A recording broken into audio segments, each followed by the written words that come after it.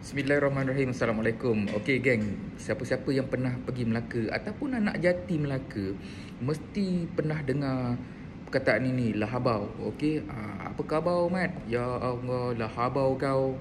Lah.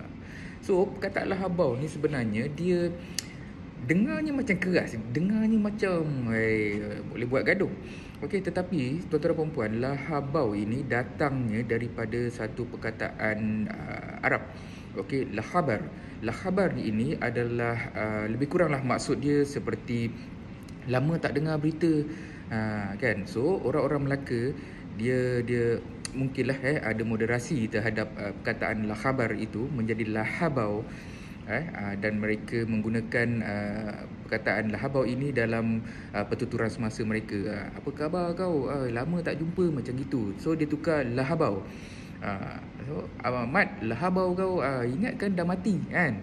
So bila kita gunakan perkataan lahabau ini, dia bukanlah macam kasau sangatlah, kasau tetapi dia lebih kepada bertanya khabar sebab seseorang itu dah lama dia tak jumpa. So lahabar itu adalah perkataannya dalam bahasa Arab. So jika anda pergi ke Melaka, janganlah pula kita ni orang luar nak bercakap dengan orang Melaka ni lahabau kau. Kalau orang Melaka dengan orang Melaka okey, tetapi kalau anda juga mendengar lahabau ini daripada orang-orang Melaka, janganlah kecil hati, terimalah ini budaya-budaya setempat dan kita belajar sejarah juga, insya-Allah. Assalamualaikum.